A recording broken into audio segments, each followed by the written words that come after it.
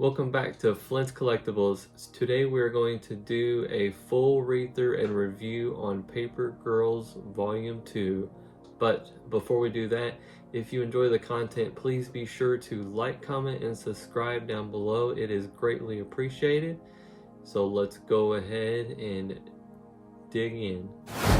Alright, so here is Paper Girls Book 2. Now as you can tell, it's got a super reflective wraparound cover. So here's the front of the book with all the Paper Girls on the robot. We look at the spine. It matches with the other spines. It just has this cool reflective wraparound cover. And then here's the back of it. I'll even show you it all laid out together. Super awesome. It does have a cover price of $34.99. So let's go ahead and dig in. Alright, so we open up a nice entry cover page with nice colors. Paper Girls in pink. Book 2, writer Brian K. Vaughan, artist Cliff Chang, colors Matt Wilson, letters Jared K. Fletcher. So we start with chapter 11. Now as we left last time, the girls just got on an island. So there's one of the girls having a flashback. This crazy vision with her grandma levitating, then getting attacked by all these zombie creatures, and then she wakes up. Now the girls are trying to figure out where they are because they clearly have gone to a different timeline. Max is out wandering around thinking about how she's gonna die from smoking and all that stuff, and then she gets attacked by this tribe girl who speaks a language that she can understand, so they start to fight, and then they realize that the tribe girl has a baby on her back. She's choking her out, trying to save her baby, and then they hear a noise, and then bam, there's this creature trying to attack them. So they're trying to fight it off, and then a pod shows up on the planet, and it's a girl from the future. So then we start out with chapter 12, and the girls are all trying to fight off this creature, and they end up taking it out, but then the girl gets knocked out, so she takes a band that she had and puts it around her neck, and then Max and another girl are out somewhere else now, away from their friends, trying to figure out what happened. So she ends up saving her, and they're all by themselves now. And then now the girl can talk and they can understand her, so they're talking to her, and she's telling them how she got here and what's going on and different things like that. While this girl from the future is like exploring the atmosphere and seeing things, and then these caveman looking guys try to attack her, ended up knocking her out, and they get her helmet and also her blaster, and he also speaks a language that they're able to understand. So the two girls over here letting their clothes dry out, and then just like any teenage girl, she has something going on, and it's actually she's on her period. So then Max like, I mean, congratulations. So just regular teenager stuff. Going to chapter 13. Starts out with them exploring the island, trying to find out what's going on, and they end up coming across this folding. It's pretty small, so they're trying to figure out what to do with it, and they don't have their friends with them, so they don't want to leave yet. So their friends come across this pod from the future girl that just showed up, and they're exploring it, and they found some new shoes. So this girl from the future is captured by these cave guys while this folding's happening right there. This one dude, he doesn't speak English, but then a second he cuts himself with this pink thing. He starts to be able to where they can understand him, and he's like, where is my son? So we figure out that the little boy is actually his son, and he's trying to find him. So the girls are still traveling around the island trying to figure out what's going on, and they see this misty stuff coming out of the sky, and they come up on it, and it's this triangular looking creature thing. And then one of the girls touches it, and then I'll turn it to the side so you can see it better. But it's like a futuristic things to happen, and one of them is her and Max to kiss. So then she wakes up kind of like, don't touch whatever that thing is. So we go to chapter 14. And chapter 14 is still different animals on the island and them hunting them so they have food to eat, and they're all trying to find each other, and they ended up finding the rest of the group. So now they're trying to figure out what their next plan is. And these guys are like, hey, if you don't give me my son or tell me where he is, your head goes in whole.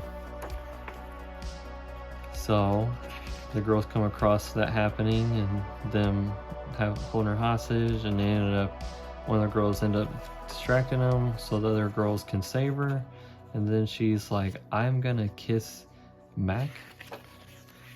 And then she's running, and then she comes across an edge of a cliff, and then she decides to try to jump, and the guy's like, don't jump, because it's still far away, and you see how wide of a jump that is, but she's got these boots on from the future, so she actually lands, which is insane.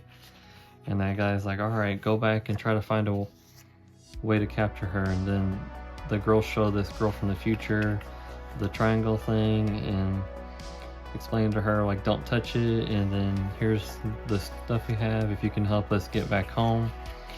While that's going on, this girl comes out of the woods without her son because the three guys have captured her son. So we go to chapter 15. To one of the girls out in the woods messing around with these futuristic boots, talking to Mac, and Mac's kind of like still got her mind on this whole, she's gonna like die from smoking all the time and all of that stuff. And the girls are still trying to figure out what to do and what their plan is. So they have so much time before this folding will close, so they need to get home. So this girl wants her baby back, and you can see the guys have her son on a stones as maybe he's going to be a sacrifice or something. And then he ends up opening this folding, comes out of the sky, this really huge one. So the girls decide, while the one lady makes a device to help them, that they are going to go grab this girl's son. So she throws it at him, and then it creates a big explosion, and then she jumps to get her to block this guy from attacking her son, and then she gets hit in the back right there. And this guy's like, you're dumb, and then she comes up with his weapon and just smashes him right in the face, and then you see his actual face inside, and then she just keeps hitting him, and she's like, oh my gosh, what have I done, type of thing. But she's realized that she's got to do what she has to do to save all of her friends. So the girls start to run back to the pod, and then it's going, and they're like, oh shoot, we're too late. But they're actually not, because now they've gone to a different time. So now Tiffany's alone. So she meets up with the police officer where there's a fire, and finds out that it's Y2K, and trying to figure out where the other girls are. So go to chapter 16. Awesome artwork. We're at an Applebee's where another folding is opening. And then these are the guys that we've seen in book 1, where they're trying to keep the peace with the people traveling to the wrong timeline and messing up that timeline. So they're talking about how they're gonna have to go in and fix it because now their girls are in a different timeline again. So And Tiffany's like, are you kidding me? You can't see that behind us? Because this police officer can't see everything that's happening in the background, but it is. So he takes her in a cop car to get more answers while the other 3 girls are in a mall. And they run into these kids taking a TV, and they're like, all right, we're gonna leave you with this right here. So they drop it off and then just run off. And then Tiffany's having a flashback of her playing this video game and how focused she is on the game and how good she's at the game. And then she wakes in a cop car and in time for it to hit one of the robots, so it ends up hitting the robot on the foot. And then the other girls are walking around trying to figure out, do these comic strips maybe have some clues in them? And then they come across the author of the comic strips, and she's like, thank goodness you found me. So they're kind of like, so what's going on here? Like, you knew we were gonna come up? She's like, I'm only your biggest fan. And then in the background there's all this stuff that she has kept track of them and the different people from the different timelines. So she shows them her computer and what's going on. Tiffany's in this cop car where these robots are fighting each other, and the red robot is controlled by the people who are trying to fix the timelines, and the other one is controlled by people who helped them in book 1. So then they're talking to this lady trying to figure out all the stuff she knows, and she's telling them all like how she knows everything that's been happening because she's been keeping track of it all. And then boom, an explosion happens, breaks the glass, and then this awesome line, come with me if you want to live. Come with me if you want to live.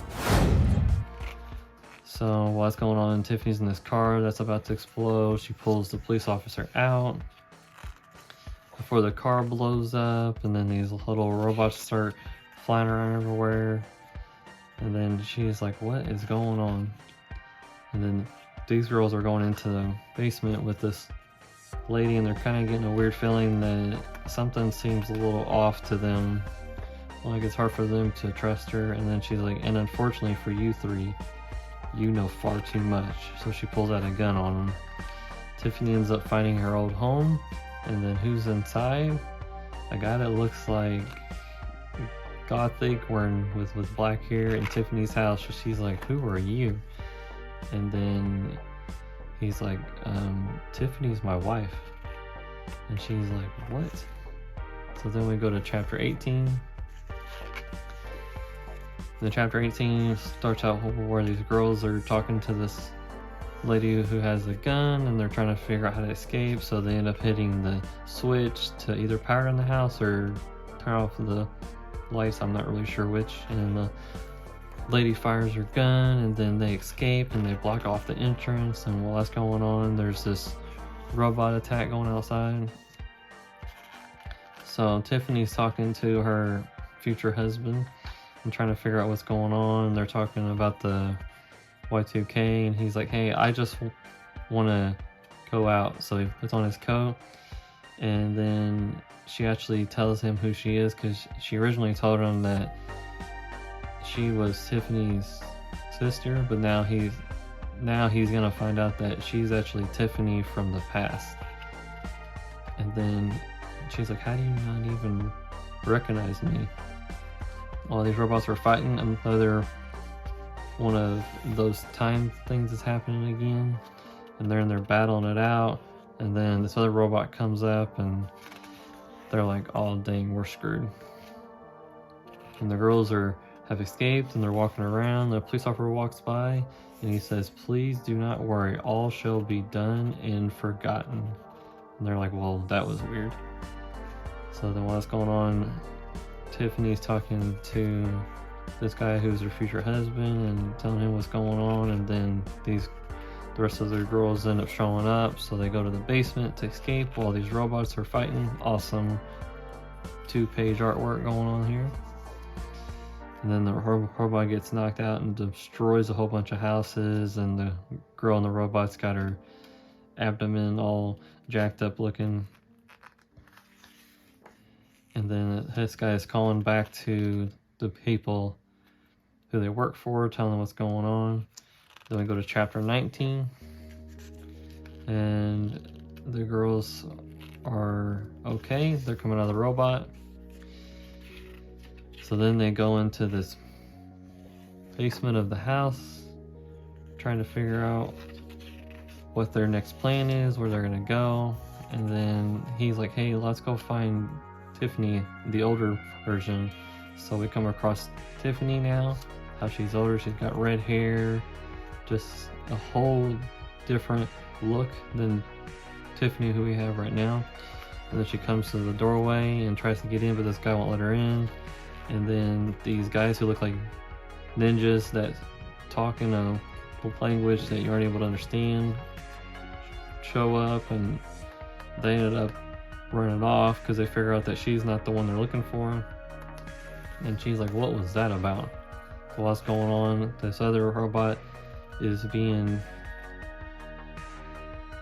taken by these guys in these little green suits. They're looking over everything because it's gotten attacked pretty bad, and this other one's got the head ripped off of it. And then here's another portal thing happening, and the girls are trying to find another Tiffany, and then they end up running into her, and then she's like, I know, I mean I am. And then older Tiffany throws up, and she acts as like, that's pretty much how I reacted when all this started going down. So then she realizes that's her younger version, so they're trying to figure out how to get away from all these robots. So you see the 1, 2, 3 of them, 4 of them, they're just attacking this city and blowing stuff up. So they're like, all right, so let's go to the church because that should be a place to be safe. And then the guys in the green suits are at the church now, and they take one of the girls out, knocks her down, and then they vaporize Tiffany's husband in the future. But then one of the girls just completely attacks this other guy, and then they find out, wait a second, the lady from the house just shot him down. And she says, I told you this was going to end badly. Chapter 20. Awesome looking artwork too. So now we start out with the people who are over trying to fix the timeline, how they're talking, and they're like, I couldn't blame them for trying to get out of 2000 because that was a crappy year. So now the girls are talking to this lady and they're trying to figure out what to do.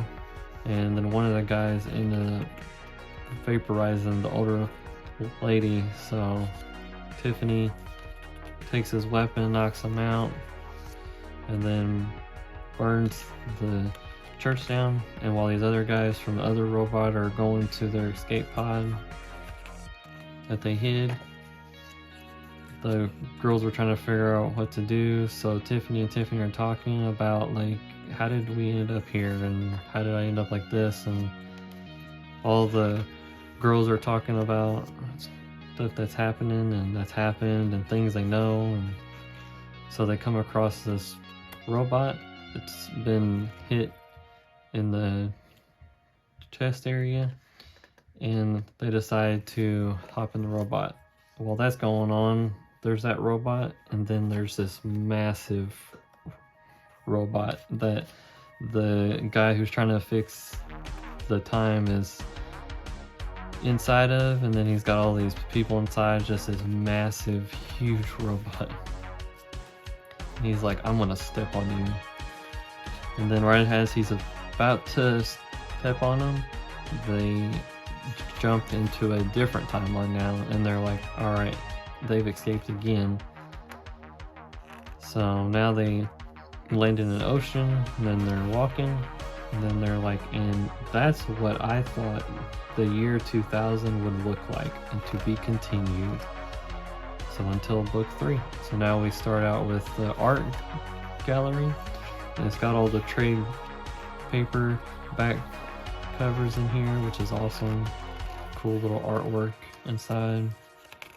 And then this one's like a sketch of the artwork on the hard cover here. And then some other artwork, and then coloring process, and it talks about that, which is really cool and awesome. And it shows like artwork and how it changes, like there's a coloring thing, there's a coloring of it, the same panel, and how it all goes into the end results. Really cool that they explain all that. And then this is probably my favorite part, is it's got the creators, and it talks about their favorite costumes, to favorite NES game, to other homeroom teacher, favorite toys, all that cool stuff. And then the Indian cover page. Then that's it. Alright, so there it is, Paper Girls Book 2. So I know it doesn't have to do with the story inside, but I have to say one of my favorite qualities about this book has to be this reflective wraparound cover. I mean, who doesn't love that? That is awesome. But as far as like the story goes, it was awesome to see how Max is dealing with finding out that in the future that she will pass away, and how she's having a hard time with that, and how the girls have come together to help each other out and to kill people off if they need to. And the question is, where are they now? Are they gonna get back to their original timeline? What's happening with these two different people, the people that are trying to fix the timeline to be back how it was, and the guys who helped them in book 1 Escape? What's going on with them? Will we ever get to understand what they're actually saying, because we don't understand their language? And I just can't wait to read book 3, and I can't wait until the show gets a season 2 on Amazon Prime. If you have not checked it out, I would highly recommend checking it out on Amazon Prime for season 1. I really enjoyed it. It is more of a, what do you want to say, like, it's like a sci-fi type of show, but you shouldn't think too much into it, and just enjoy it. Now, as far as the books go, the books are awesome, and I enjoy all of them. So with that being said, it's an amazing book, and I highly recommend it. And until next time, peace.